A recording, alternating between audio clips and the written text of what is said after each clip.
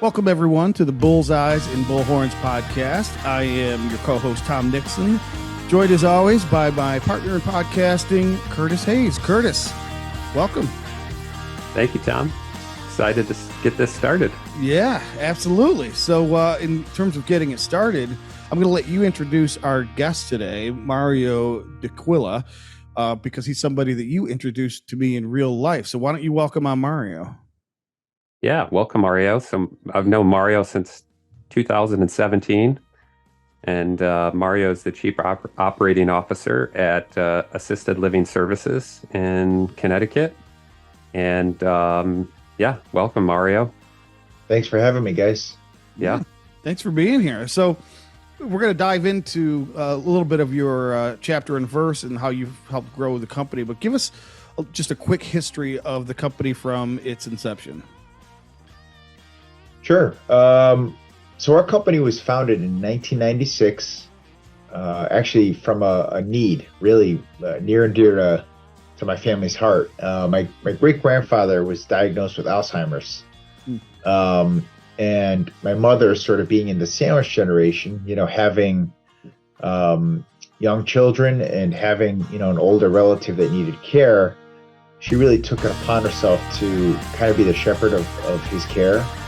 And, she learned, throughout the years of assisting with his care that there was some great folks out there that could help, care for him. She actually hired a company, one of our biggest competitors nowadays, back then, and they just didn't offer the type of care that my great-grandfather needed.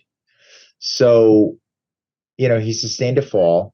And he was injured, and when he went to the rehab to get rehabilitated, my mother ran into some great personal care assistants that were working at the nursing home at the time, and she said, when he goes home, he's going to need somebody full time. Do you guys know anybody, or do you want to come work for me? They said no. However, we have cousins and friends that do this type of work that would love to help out. And here's a few numbers to call. And she hired these people privately, right, to help care for him. And he was able to age in place really till the day he died in his 90s. And what happened was, friends of my mother's and father's said, "Hey, how did you get this type of care? That was great. My mom and dad need it, or my grandpa and grandma need it." And she was able to actually kind of pair those caregivers with those folks, and it turned into a business. And I always say, in 1996, we were caring for one grandfather, and today we're caring for over 600. Wow. And then Curtis said that you met about 5 years ago, I think it was. Curtis, is that right? Yeah, whatever 2017 makes out to be 6. We're working on 6 now. Yeah, almost 6. Yep. Yeah, 6. So, Mario, my understanding is you sort of took over the business from your father. Is that right? And at the time that you and Curtis crossed paths, you were trying to build the business, maybe update some systems. Bring us back to that point in time.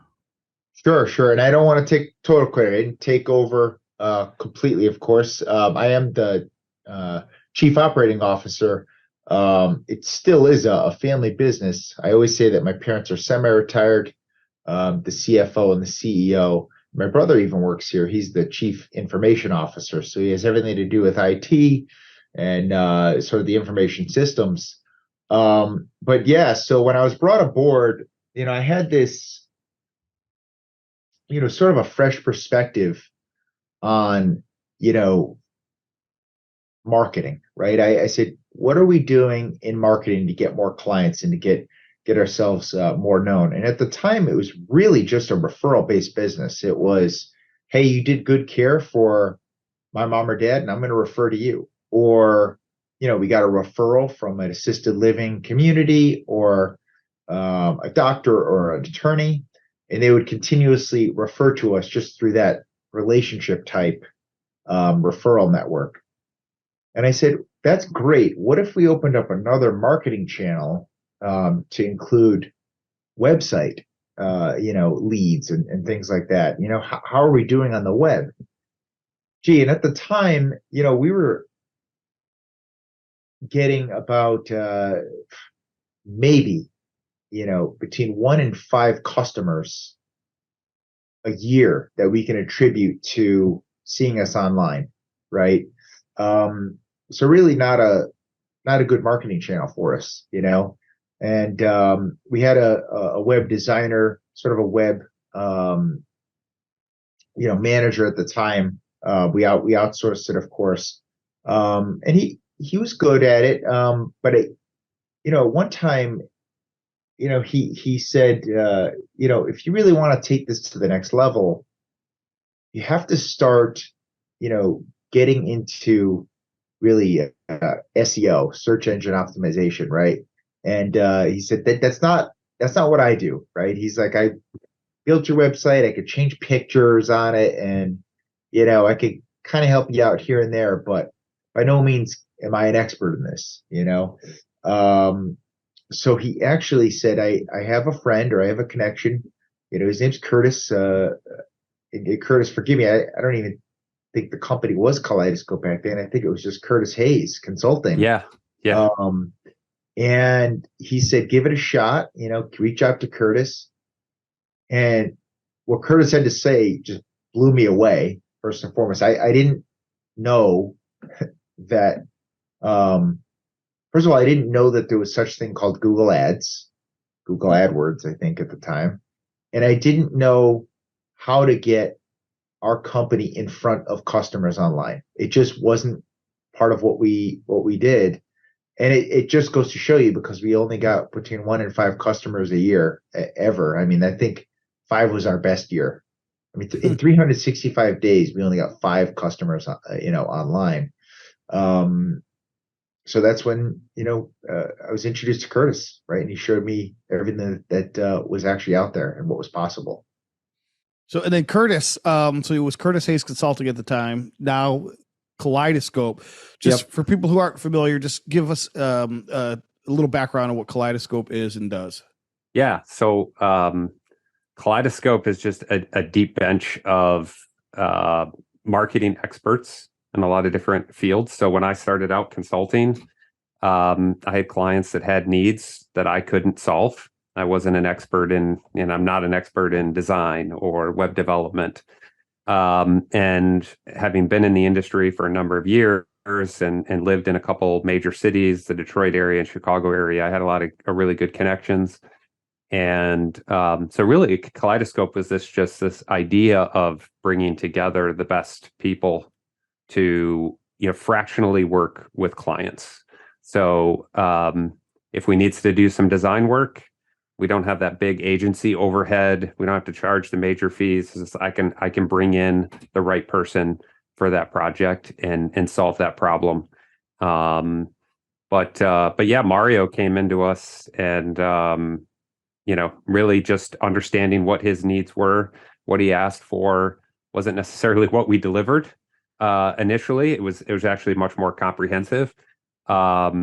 And that's what we want to do, understand, not necessarily, deliver a service of what you're asking for, but understand the business goals and then deliver on those business goals so you can get to where you're trying to get to.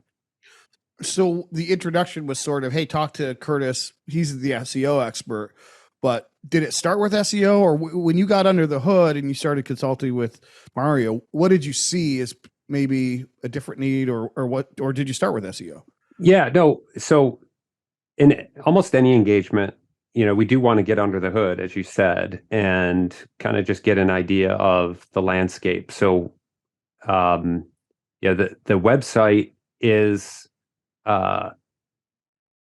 sort of a tool in that entire marketing mix. And if that tool isn't set up properly to actually, achieve the goals your organization wants to achieve, that's really the first thing to do, is just to make sure that that's set up and configured properly. What's happening with our forms? Where are we sending a user after they fill out a form? Do we have the right calls to actions in place? Some of those simple things. But in addition, from an SEO perspective, it's there are a lot of really good designers and developers out there who know how to make a great, functional, beautiful website. But if it doesn't serve search engines as well, it might not be found. And that's like, throwing up a billboard on a country road and nobody's going to see it because nobody's driving down that highway. So we've got to figure out and work with a client on, what are the right keywords? What could your audience be searching? What types of problems does your audience have that they might be searching for? And do we have the content on the website that solves those problems? So it starts with an assessment. And in the case of assisted living services, as SEO is typically a long game. And so what we proposed to Mario was, well, you could also do some Google advertising and some of these keywords that your competitors are bidding on or are ranking for. We can get you onto the top of the page just simply by, bidding on some of those keywords. And so would there be a budget available in marketing to serve up ads and bring people to the website, with some of those search queries? I'm guessing, Mario, that like most business owners, you say, well, if it works, there's always a budget, right? So where did you guys start as you collaborated? Because now you're dipping your toes into uncharted waters, right? This is something you didn't even know existed, and now it's probably commonplace to your overall campaign. But where did you guys start? Did you dip a toe, or did you try some things, test? Absolutely. I mean, and as I recollect on everything that we did and how the game has evolved throughout the years on what we did, I think in terms of organic traffic, Curtis and I spoke about creating more blogs and more content. It was like, let's use more blogs, right? Let's really provide some value add to these customers, right? Let them know, hey, this is the difference between this type of home care and skilled home care. This is the difference between an assisted living community and an independent living community, and just create content. I think that's, we actually put a lot of work into creating content. And nowadays, I don't know if people read blogs at all. You just go on YouTube and you watch something, right? And that's the type of content we're talking about now, right? But back then, that was it, right? That was excellent, and we were creating lots of content and trying to drive traffic to the site, with that. But then, we said, let's start paying for some of these ads. Let's see if there's some ROI on this, right? And that opened up a new world too, because you can put a ton of money into AdWords, right? But if you're not bidding on the right AdWords, if you're bidding on things that aren't what you do, right? If we're bidding on home health care and people are coming to us and we're like, oh boy, that's not the type of thing we do here, you're throwing money away, right? So we had to think creatively.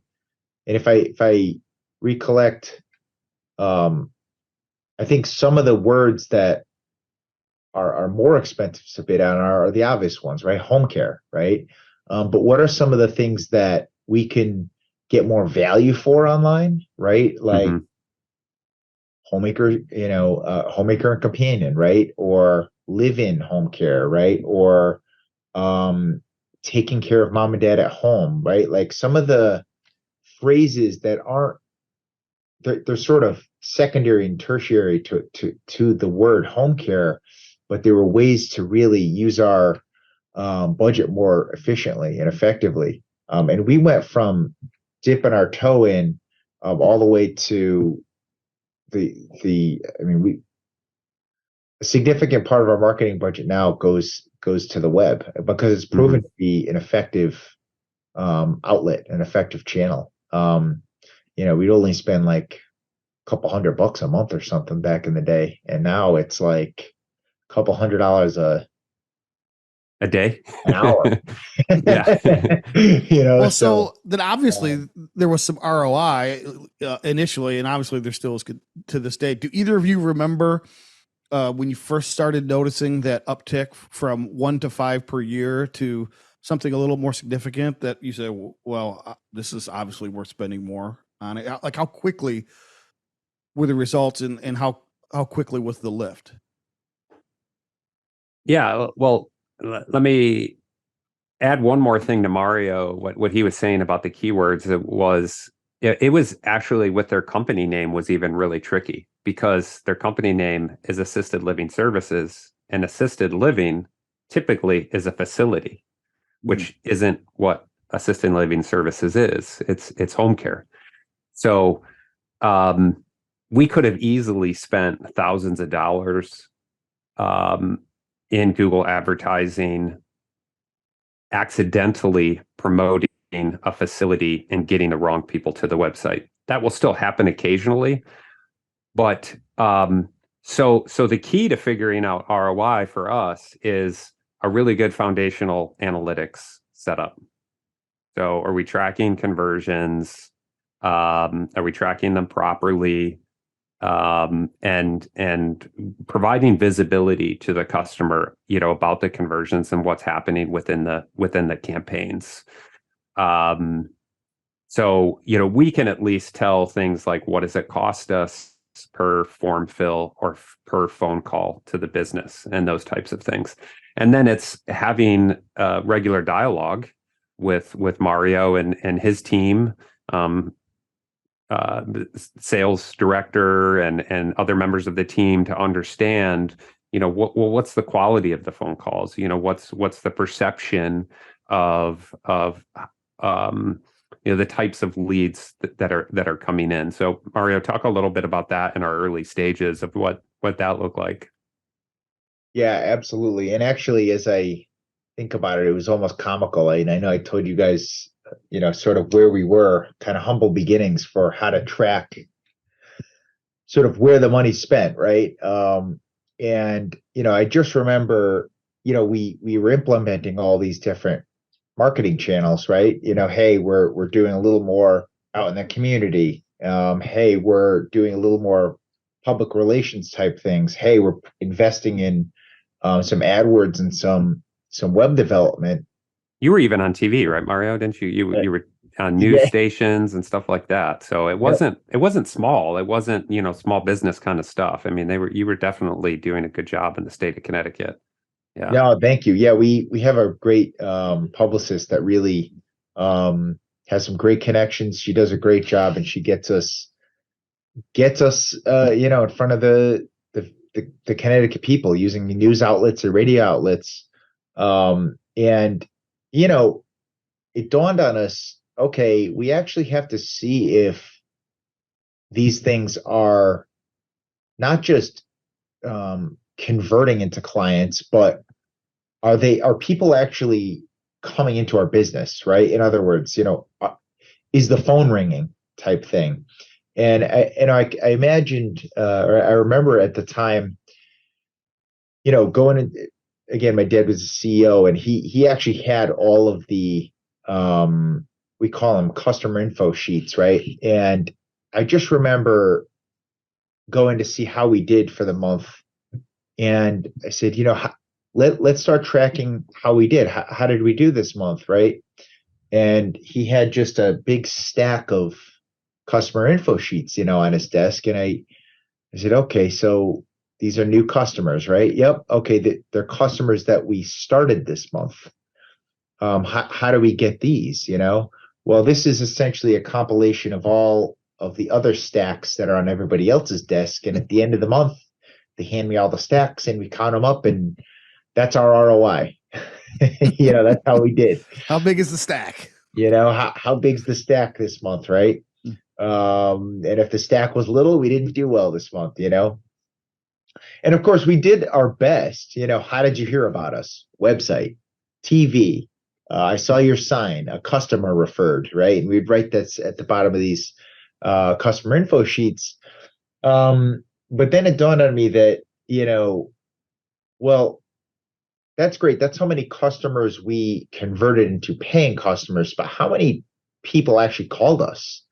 How many people called us that we couldn't service because we didn't have staffing for that area, or, we were too expensive, or, I mean, you name it, right? Why didn't we start these customers. And, it dawned on me that these marketing channels can be doing their job, right? The web can be bringing in clients, and the PR and relationships can be bringing in clients, and the professional referrals. But we weren't tracking people that we lost, right, for any various reason as well. So what we decided to do at that time was to say goodbye to good old fashioned paper, and we common sense would say, well, why didn't maybe you just skipped right to a spreadsheet and kind of listed everything. We just leaped right over that, right? We went, we looked online, I typed in the word CRM, and of course, what popped up was Salesforce. Mm-hmm. And right away they said, 25% ROI, for tracking your leads and tracking your customer information. I said, whoa, 25%, that's excellent. So we had a consult with one of the Salesforce reps, and we said, let's just do this, right? Let's not mess around. Let's implement Salesforce. And at the time, it was so new. I mean, implementing a system on that scale to a company that literally had a paper stack to count their leads and to count their customers. From that, just skipping right over the good old fashioned Excel sheet and going right into a CRM was like, whoa, what are you guys doing? And the cool thing about implementing Salesforce is that we were able to build the system. It wasn't like we were given a system that, that we had to fit into. We fed what we wanted into Salesforce. So we had a great integration team, and we built that system around it to help track every lead. And implementing it was a challenge, or as you might know, folks that are used to kind of writing everything down are now having to type it in. And having users adopt it was difficult. But we developed a motto, and and we say it even today. I mean, years and years later, if it's not in Salesforce, it didn't happen. Oh, did you call this customer back? Oh, yes, I did. Not in Salesforce, it didn't happen. Right. That's like the new expression "picks" or it didn't happen. Yeah, right? that's what the kids say. Yeah. Yep. Well, real quick on that, because this is, I think, as long as I've been in the marketing business, I've always seen so consistently this sort of split between the marketing efforts and team and the sales efforts and team. So the marketing team will say, hey, I'm sending leads, right? They're going to the website and the phone calls are coming in. What happens after that is on the sales team. And then the sales team, if they're being held accountable, will at times say, well, yeah, the phone calls are coming in and the leads are coming to the website, but they're not the right leads. Marketing's not doing the right job. And so then there's this combative sort of marketing's pointing a finger at sales is pointing a finger at marketing. And then I meet Curtis, and Curtis is one of the few people who I think who is attempting to and has cracked this code, which is, why would we not connect these two and create this this closed loop so that not only is marketing finding out what happens to the leads, but then is going back to the sales team and saying, this great lead that turned into a conversion is a persona type that we should go out and find more of. So why don't you explain that, Curtis, and why you almost insist on having these mutual accountability meetings? Because I think it's key. It's important. Oh, yeah. Yeah, I heard the term quite a few times before I actually looked it up, but I heard it being used about 10 years ago, closed loop marketing. Oh, you should be doing closed loop marketing. It's like, what does that even mean? Mm-hmm. And so, yeah, to us, it's, really closing that gap where on a regular basis, at least monthly, sales and marketing connect to talk about the activities that have happened in the previous period, and then learn from that and take whatever you've learned into the next marketing period. So let's say you're doing that monthly. And what I really appreciate about Mario and his team is we're not just learning about the good leads and the ones that turn into clients, but as he mentioned, understanding what's about the ones that we lost and really analyzing that, because there's really good business decisions that can happen from that maybe aren't even sales and marketing decisions, so to speak.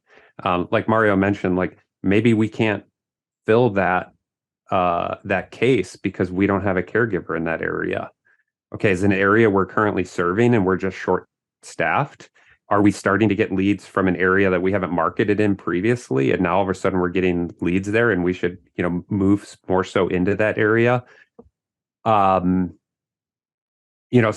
there's a number of things potentially you could learn that you could adjust, make business decisions based off of it. That could be cutting costs. That could be, again, maybe servicing a new area, which could help drive new revenue, or it could be understanding what marketing activities are working and which ones aren't.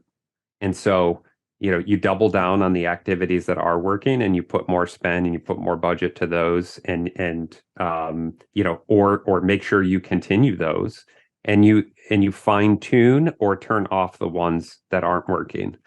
And, over a period of time and over a process, then you can get to something that really is working when you share that information with a sales team. It's you mentioned this, or at least alluded to it, Mario, but the other thing that I've noticed is that just getting the CRM is like the first and easiest step. It's how you implement the CRM and how you ask for and get the accountability that you need is critical. And we're going to pause there because we're going to come back and you're going to share some of your lessons learned out of the CRM piece of it in a future episode. But before we go there, I just wanted to pause and say that and tease a future episode, because there was another game changer that happened most recently that's sort of tied into this. And without going into just give us a quick tease on the tool that you implemented that changed this whole game over again. And that is CallRail, right? CallRail. Yeah. Absolutely. Yeah.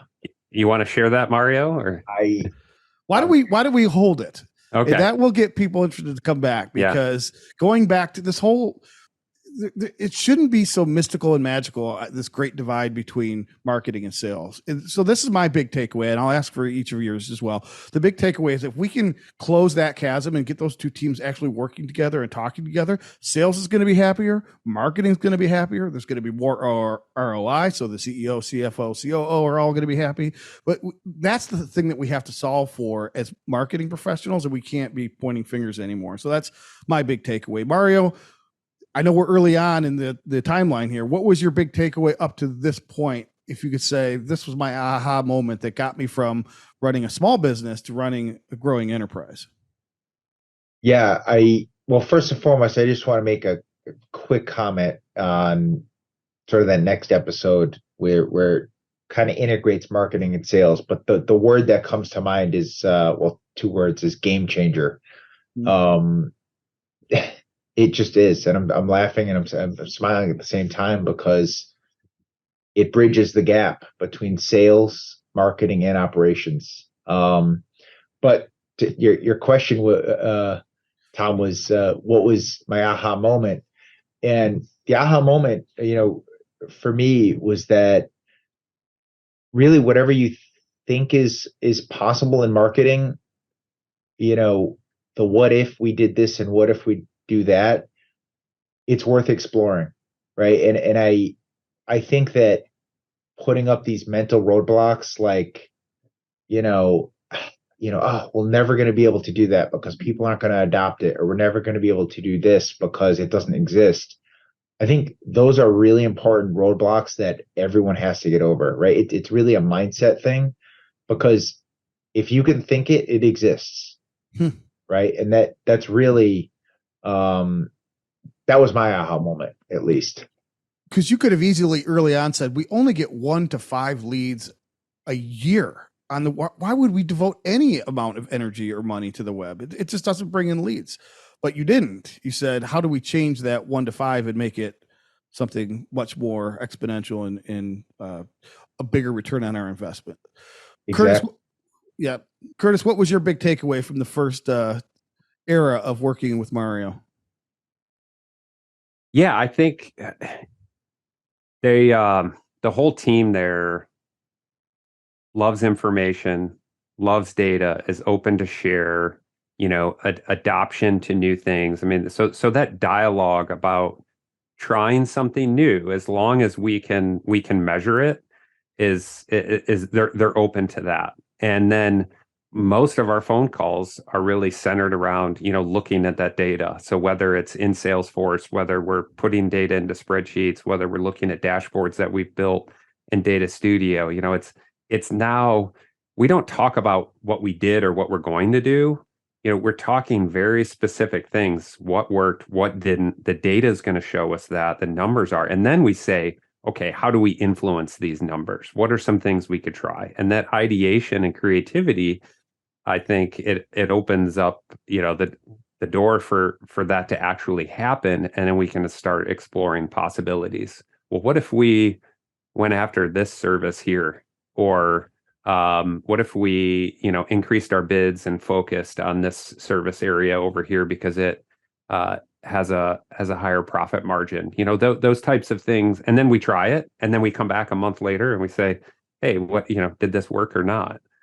And yeah, go ahead. I was just going to say that's another common mistake I see when you don't do it this way. Is I see too many companies say, if they can get over that first hurdle that Mario describes, like, well, let's try something. Okay, so they try something for a period of 6 months or a year, and then they wait till the end, and then they give it a pass or fail grade. Right? It's like, did that work? Not really. Well, are we tracking it? Well, not really. Right. But we just feel like it didn't work or did work, and it's just blind. Yeah. So to be testing monthly and iterating monthly is important too, isn't it? Yeah. And there was something I learned very early on when I started consulting on my own, which was, when you have meetings with clients, the meetings should never be focused on feelings. Everything has to be data driven, right? So from my perspective, being a consultant, I can't allow the customer to have a conversation about whether or not they feel good about the activities that are happening or feel bad. You've got to really dig into why, and what is it, and get to the heart of what is essentially true. I mean, the numbers, if you have integrity in your data, now you're speaking truth, and you can have a conversation around something that's really meaningful and can move in the right direction. It's not that feelings aren't meaningful, but I don't know from a consultant perspective, what am I supposed to do with a feeling, so to speak, right? But if you tell me, hey, currently it's costing us $1,000 for every marketing qualified lead we get, and we need to get that to 500 in order for us to be successful. Now I'm moving my business in the right direction. Now that's something we can build a plan around. And that's what Mario did. He actually did the work to say, here's the lifetime value of a customer. Here's what we need to do from a marketing perspective and bringing in qualified leads and what number we need there. Let's work towards that. And we didn't get there in the first 30 days, 60 days. Frankly, we didn't get there in the first year, but we're there now. Mm-hmm. And we saw little pieces of success along the way. So when you start talking like that from a customer's perspective, and you have a team who knows what to do with that, I think you can move yourself towards success. Yeah. Cool. Well, Mario, will you come back and tell us the rest of the story? Because I know there's a lot more to tell. Sure. It sounds like fun. Yeah. We're just getting started. We're just getting started. So just real quick, give us one last tease. We started with 1 to 5 leads per year on the web. Can you just give us some sense of kind of what's going on? Fast forward to the future.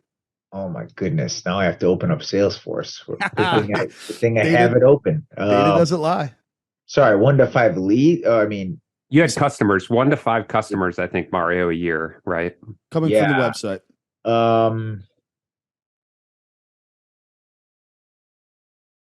Well, I could tell you it's definitely over 50. So a good month might be double what you had in an entire year.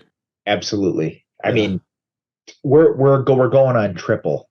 And of course, we implemented CallRail, and I know it's in another episode, but you have to be careful about where your leads are coming from. And what we're realizing with the implementation of CallRail is that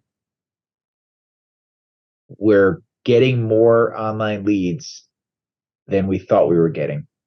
And that number is going to be, I think this is going to be a record year, to be honest, because of that medium. So I guess stay tuned. That's a good place to leave it right there. So, all right. Yeah. Well, thank you so much, Mario, for coming on Bullseyes and Bullhorns. Curtis, thank you as always for your data nerdery. You keep us all honest with your your religious commitment to the numbers. And we'll be back to hear the rest of Mario's story on future episodes, multiple of Bullseyes and Bullhorns.